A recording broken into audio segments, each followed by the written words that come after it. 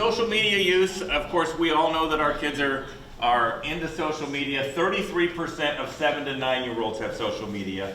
50% of 10 to 12-year-olds, and 95% of older teens have at least a phone. And this crosses all income brackets.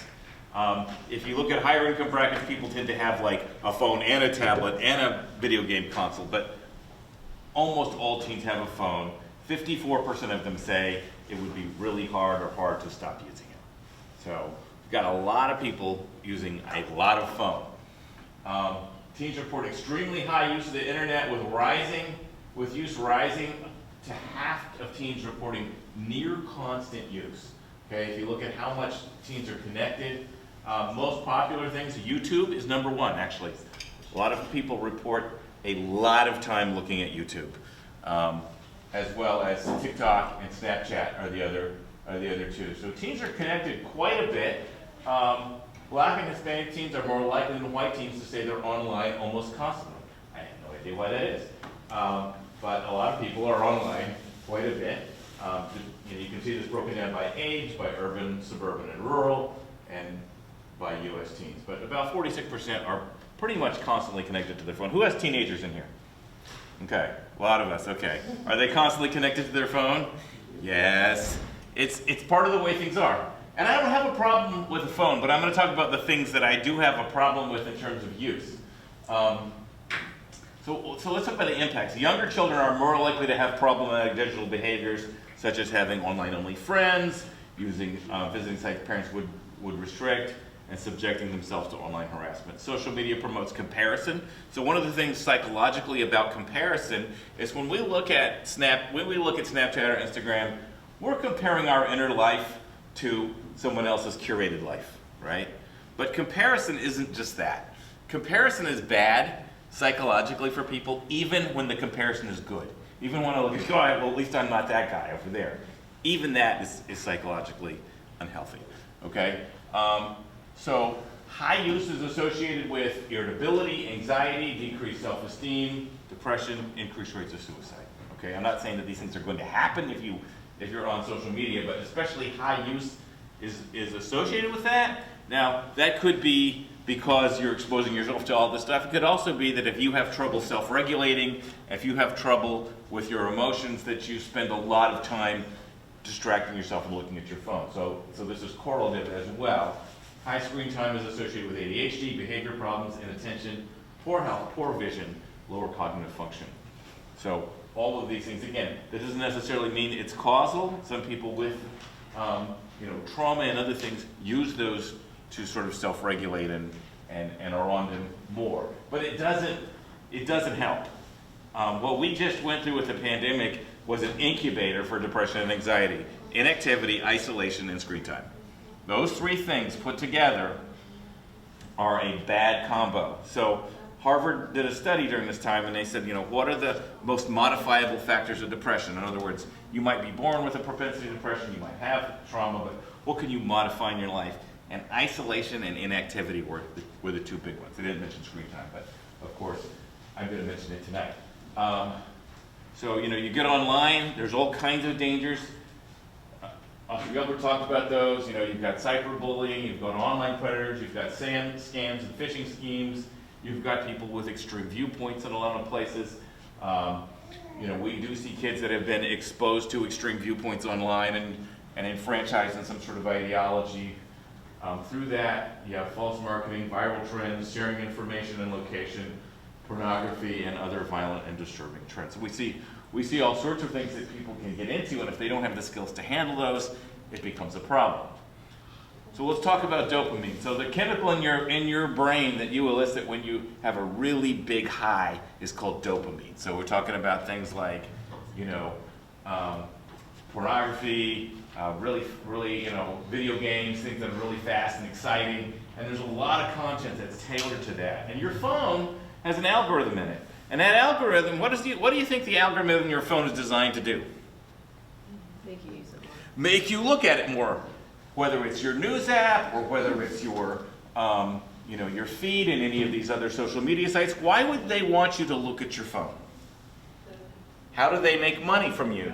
How does Snapchat make money? How how does your news app, how does anything make money? Is by showing you ad impressions. And it learns exactly what you look at, and it gives you more of that. So if you will read stories about, let's say, how great Donald Trump is, but not Joe Biden, that's what you'll get. If you're going to read stories about, Trump going to jail, but not Biden, you'll get that. So whatever political views you have get funneled into your phone so that is what you see more of, right? Just so that you look at the ads. They don't care. The average person uses their phone 3.5 hours per day. The average, that's 24 hours per week. That's 2 full working days. There's your weekend, folks. 4.37 days per month. That's 2 of your weekends gone looking at your phone. And 52 days per year. That's your whole summer. Okay? That's how much people do this. Okay? Now I'm going to talk about regulation in a minute. I don't have a problem with people using their phone. I have a problem with people using their phone when they don't know what else to do. Okay? That's one of the big issues, is the idea that you're getting this hit off at all the time. Now you've got 2 sets of chemicals in your brain, serotonin and dopamine. Dopamine fires when something really good happens, like you ate that piece of pizza. Okay? But dopamine isn't meant to fire all the time. The thing that's meant to fire, the thing that's meant to be stimulated all the time is the serotonin in your brain. That's when you have a success in your life that leads you somewhere. You get a compliment. You have a good interaction with somebody. Okay, those are dopamine hits, but they're showing you that you're being successful. You're not supposed to eat pizza all the time. You're not supposed to play video games all the time. You're not supposed to stimulate that all the time. But more and more in our life, we're doing that. And what it leads to is you're not going to be satisfied with anything else. Okay? When I talk to a lot of people about, phone use, especially when I'm talking to teenagers, young people, I go, we used to stand in line for 30 minutes at the grocery store, and it was fine. They took people's phones away and they put them in a room with an electric shock machine, and they shocked themselves instead of feel their feelings. They didn't have anything to do, but there's a machine you could shock yourself, and they're like, well, this is better than dealing with my inner life, right? That's where we've come from, okay? So we're looking at this phone that trains you to want it, okay? You talk about addiction, this is another one, okay? But the real problem for me with all this stuff is what we call self-regulation. And self-regulation is, how do you deal with your own thoughts and feelings and what's going on in your life? Okay, can you stand still for 30 minutes? Can you sit still and not have to distract yourself? Okay, I watched a relative of mine at the Thanksgiving dinner table with his phone out, and his mom is finally like, "Hey, put that away." And he puts the phone away, and he doesn't know what to do. He doesn't know what to, and he starts ticking like this. He starts doing tick. Tick disorders have gone up enormously because anxiety has gone up so much because people don't know how to be alone with their own thoughts. So how does this develop? What we call self-regulation. How does it develop? It develops in 2 ways. Number one is adult model. So you spill the milk, you're a little kid, right, and you start crying and screaming, and your parent comes over and says, hey, you know what? It's not a big deal. We'll clean it up. And we'll move on, right? So you learn to talk to yourself like that. You learn to do that yourself. And the other way is being alone with your own thoughts. You're playing, you want to run to mom, but you're having a good time, and you're like, I think I could deal with some of these anxieties and thoughts I have myself. Now, electronics are disrupting both of those pathways, especially at key developmental ages. I mean, what's a better thing for your kid when they're crying than the phone, God, take it, please, right? Right? Yes, take it. And they'll go in the other room with this for half an hour. Mommy and Daddy can sit down and have a conversation. I mean, it's not just parents, it's school too. So, but we're also realizing we're disrupting that model. We're on our phone, like Leland said, modeling, and when we're not allowing that child to be alone with their own thoughts, instead we're handing them the iPad, handing them that. That's not regulating. Okay, it's distracting. And they're not learning to deal with it themselves. So that pandemic, as I said, was an incubator for that. And one of the things I would encourage you is to wait as long as you can before you have that unlimited access to that phone. Like, let them play with stuff. Let them be alone with their own thoughts. Let them see you not sitting on your phone all the time. And I know it's hard. It's hard. But but it's gonna pay off in the end to have this a child that can self-regulate. So let's talk about what you all can do as parents. Okay. Number one is talk to your kids. Oh, here we go. Have discussions about their behavior and their expectations. What age did you all give your kids phones? Mine was about 12-ish, I would say. Right? And some of it's great because that's the time they're getting independent. They can call. I can actually see where they are all the time. That's nice. But have some agreements about what they're going to do and what they're going to look at. Average kid gets their phone at 10 and views pornography at 10 and a half. Okay? That's the average, probably boy. But so talk about the expectations. You know, we taught our kids things like, you know, you can't unsee some of the stuff that you see. Fortunately, our kids are anxious enough that they don't want to see that. You know, you can't recall the pictures. You know, we started that really early in getting the dangers in there, so that they understood that. You know, limit that early access. Don't use them as a babysitter. You can make a contract on phone. Like, let's sit down and talk about before you get that phone. And believe me, they'd be willing to sit down and talk at that point because they're like, I want a phone no matter what, right? I want a phone. My daughter wanted a phone when she was 8. I'm like, who are you going to call? The only people you know don't have phones, except you can call your uncle and your aunt and your grandma, right? They wanted a phone. How many teenagers use their cell phone to call anybody? No, I mean, that's not what it's for. The phone is supplemental, right? So, like, and also I would say, what are your bottom lines? The first time we went over to dinner at somebody's house and we saw some other relatives of ours sitting at the dinner table on their phones with grandma sitting over here, we got in the car and we were like, you're never gonna do that. And they're like, we didn't. And I'm like, but don't even think about it, right? And our kids will sit there, you know, while other people are on their phone at the dinner table because that was a very early expectation we set. You know, so just, I mean, I don't know what your expectations are. Some of our phone rules are you don't bring it to the dinner table, right? Even if you're like, no, I want to show you a video. We don't do it at the dinner table. I try to tell them not to do it right before bed. I kind of given up on that, you know. But I talk about, and I try and model, you know, I don't look at all this stuff. I try and model that the best we can. What are some rules that you all have for your kids around cell phones or screen use? It goes in my room at a certain time of night. Okay. Most of the night. You Must mean it? answer text messages within 30 minutes.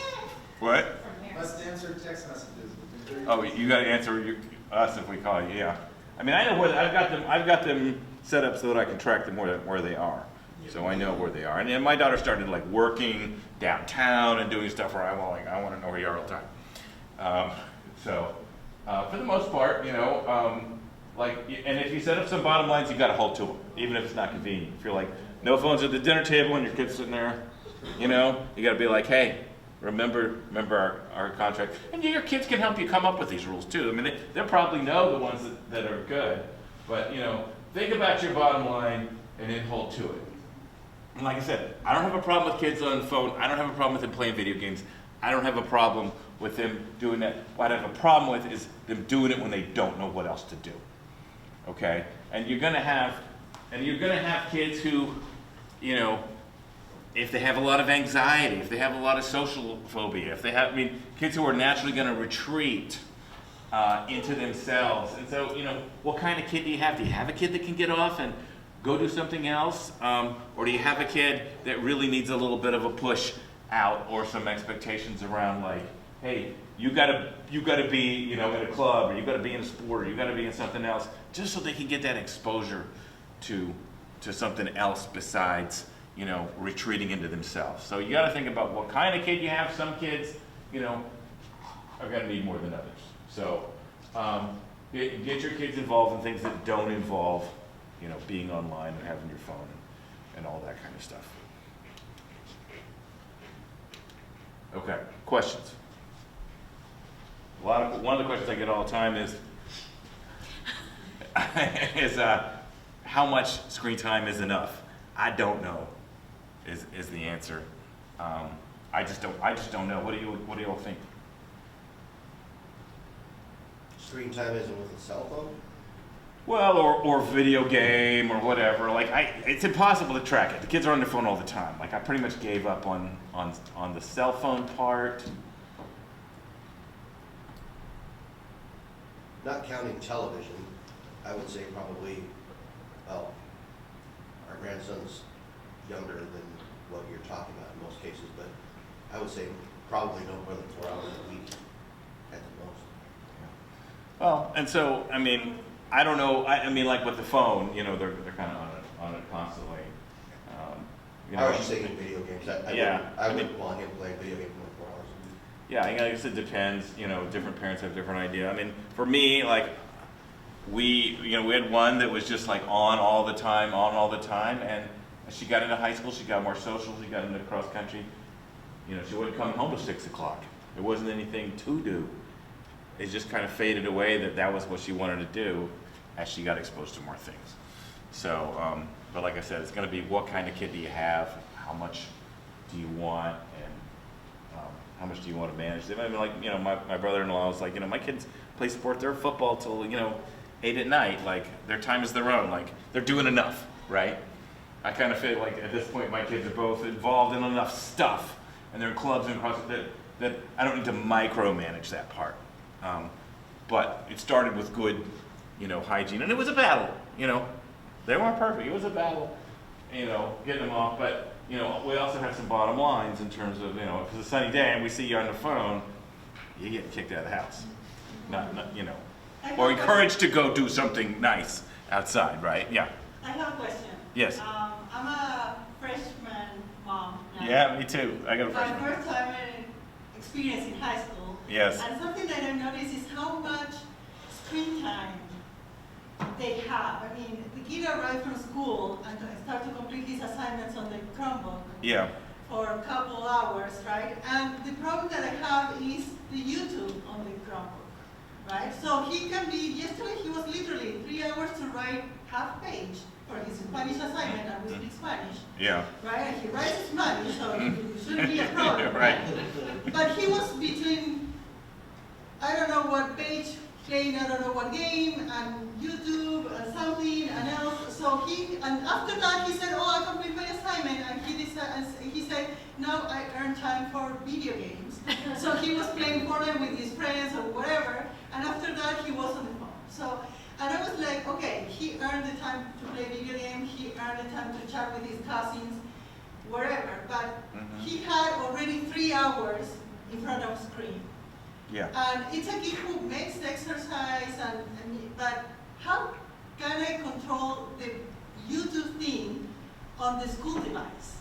I mean, you can. I mean, here's the thing: is like you could try to control that stuff.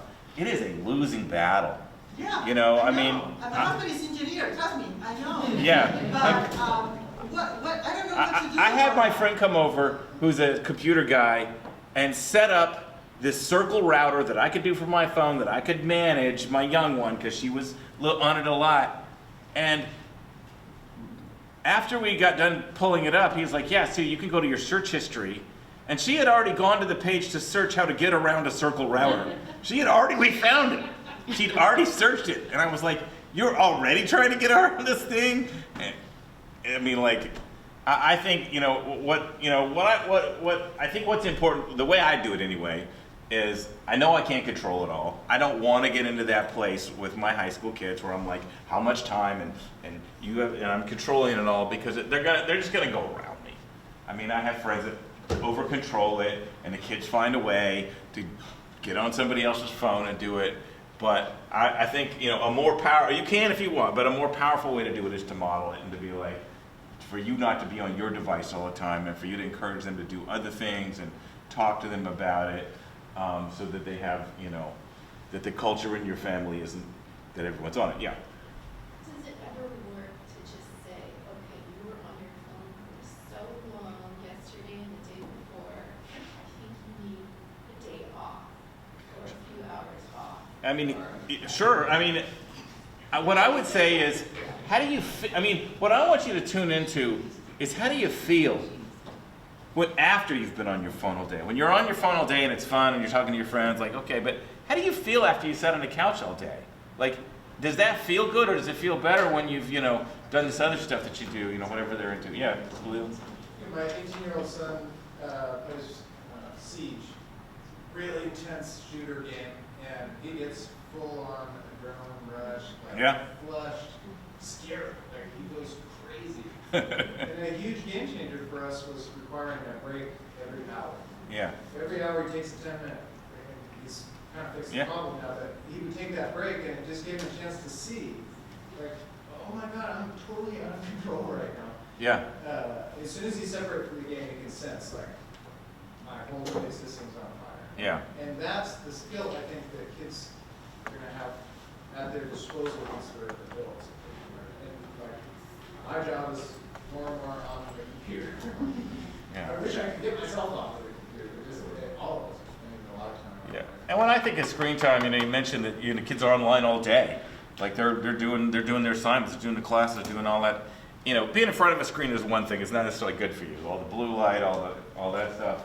But it's like I said, when you don't know what else to do with yourself, so you look at the screen because you don't have anything, you don't know what else to do, or you feel bad, so you go to the screen, you pull out your phone. I mean, we all do this. We're standing there and we're getting antsy, and we're like, we don't know why we pulled it out, but we pulled it out. Maybe there's something good, right? So just making sure, anything that you're doing around a phone or a video game or screen, that you're doing intentionally. You're not just running to it because you don't know what else to do, right? Yeah. I'm assuming there's also a difference between being on the screen to do your work, and then like she's talking about, and I've seen it too, where they're watching a YouTube, playing a video game, and do all at the same time. Right, and you can talk to your kids about like that multitasking, distracted thing is going to impact the quality of your work. It's not going to be as good. I'm kind of a bottom line guy. I'm like, if I look at your report card and it's good grades, whatever that means for you and your kid and your family, then I'm pretty satisfied. But if I look at it and it's not, then it's like, well, how come, your work is a C, D level, whatever, and you're also looking at your screen while you're doing it. Like, do you think that, so. At work though, like we all can do that too, so I think. Right, I mean, at work you get distracted, right? Yeah. Couple ideas or things I want you to know is, at middle school, phones are supposed to be in the lockers. And that's a big deal, and kids really didn't like it, and now they're fine. So can they go all day without their phones? Yes, they can. Can they also hide them? Of course they can. But, we're really trying to get them that time without it. Now, they have their Chromebook when they go to classes sometimes, right? But that's been a big game changer, I think, for the middle schools. The other thing we have in schools is something that teachers can monitor what sites kids are on within their district Chromebooks. So they can't do that thing during class. They can't be on YouTube, if the teacher's watching it, they can't be on YouTube and, doing the assignment and playing a game on the side and having a chat. And there's all kind of filters for inappropriate stuff too. There's skin tone filters and there's, content filters and stuff like that. So, we've had kids type things into their Google Doc and then be like, oh, I didn't know you could see that. There's stuff monitoring all of that stuff, thankfully. And I wonder with this, so if he has his earbud in, you're not gonna know what he's doing, right? But if you say, hey, you are gonna do your assignment at the kitchen counter. Oh, yeah, no, he's next to me because we decided You're to good do the homework on his pretty much. Right. So now we are there monitoring the kid. But the thing is, it's getting worse. That's the problem. I mean, because, and especially after COVID, because it is distracting. It is distracting for an adult. Yes. I mean, be honest. Right. So imagine a kid, and I have a 6th grade kid. He's 6th grader kid also. I mean, and it's any age, because we understand that technology is going that path. But It's what only we going to can get do- worse too. Exactly. So, Yeah. I mean, and they're getting their Chromebook in an early age, right? Yeah. So that's the thing. How can you say, kid, okay, just complete the assignment and then you can see with YouTube or your. I mean, I think we got to educate this generation is getting used to technology that's going way faster than they're used to. So I mean, a lot of that is us as parents being involved and helping them understand. And yeah, and there's going to be a real generation gap, you know, because I mean, what did we grow up with? TV. There was only something on for kids like Saturday morning, right? And the rest of the time it was, you know, not that good. But Well, the first advice, yeah. She struck a chord there. Electronic stuff should never be a reward for something. When I was a kid, it was TV. Okay, I'm that old, right? But even Welcome to then, the club. they Yeah. told parents, you don't use TV as a reward. You did something good at school, so you get to watch Gilligan's Island in the afternoon. Yeah. Right, for those of you who are that old, right? Who But remembers kids? that's the first thing, because Right. you're talking about modeling the exact same thing you don't want to happen. So, yeah. Don't use that as a reward. Well, You does something good at school. It's not now you get to watch YouTube. Well, let me tell you an anecdote that comes from what was the book? It was one of those books where they look at big trends, and I think it was Freakonomics. And they said, you know, they tried to correlate what makes a kid a good reader.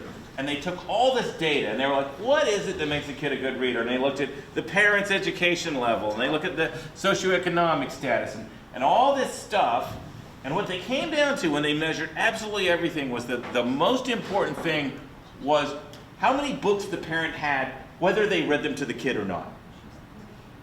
Now, if you think about that, it doesn't seem to make any sense. But imagine, you know, you got one parent who, kid comes home every day, and it's like, okay, you have to read for 20 minutes. Here you go. You have to read, and the kid reads, and you know, there's no books in the house except a couple books.